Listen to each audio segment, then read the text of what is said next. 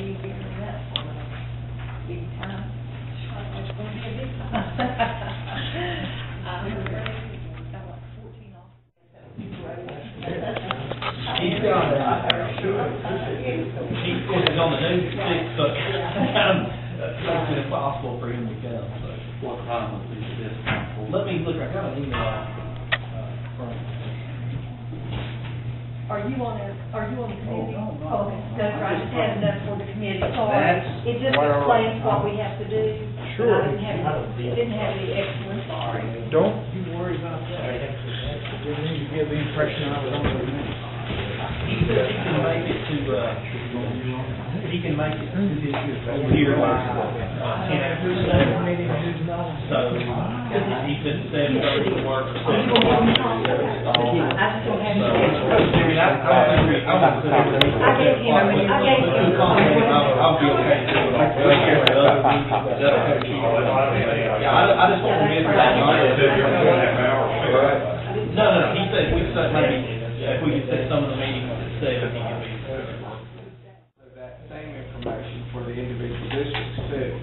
As a member of this committee, I think it would be something that I would want to look at as a relevant factor in redistricting.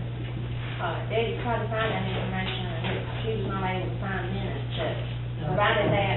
And I suggested for you guys to say that we might have to even go to the newspaper, we could probably go to whatever. Right. But the newspaper, I would think at a point, the papers had to print the correct population figures and precinct numbers from the census. Oh, yeah. So I would think that would be in print, and would be That would be possibly the law. You're right. Free press, free safety, especially with regard to making elections, things like that. Tracking that data would be informative.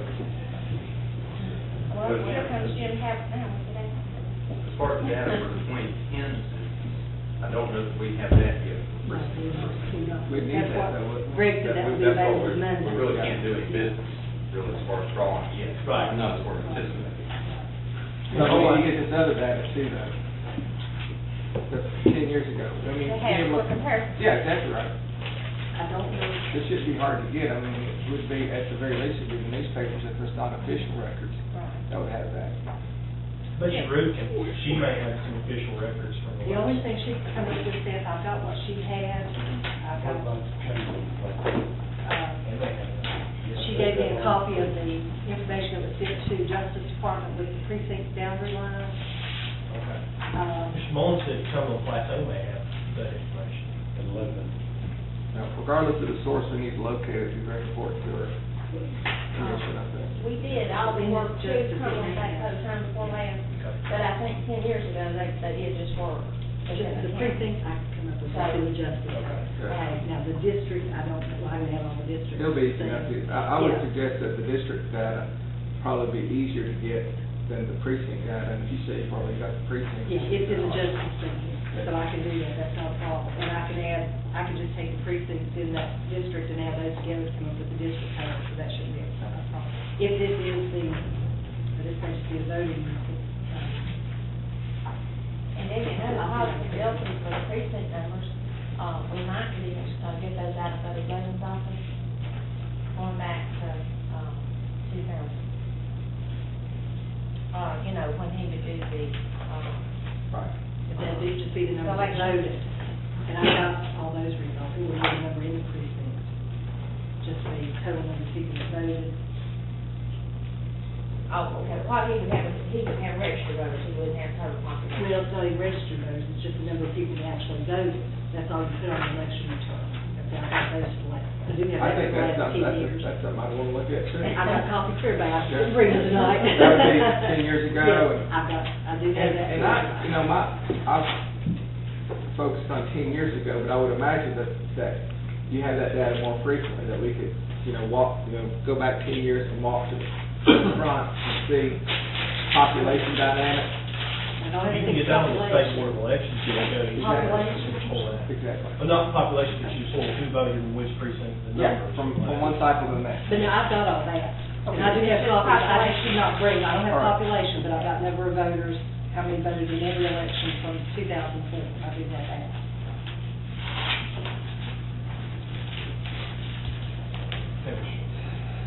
whichever vote's here, then. Everybody works that.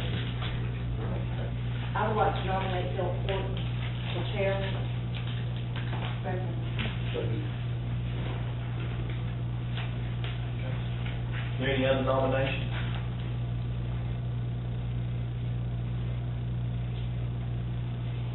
Okay. No other nominations?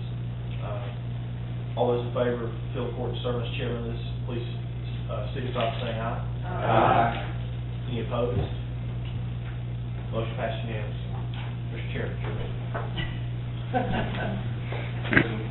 I'll have to turn. Vice Chair. I'll entertain the motion for the Vice Chair. Mr. Chairman, I'd like to nominate Mr. Gillespie for Vice Chair. I nominate Arthur Scott.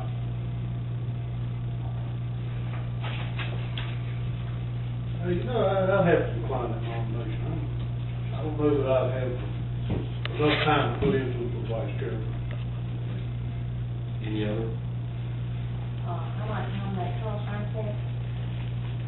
I'm not sure I have time either.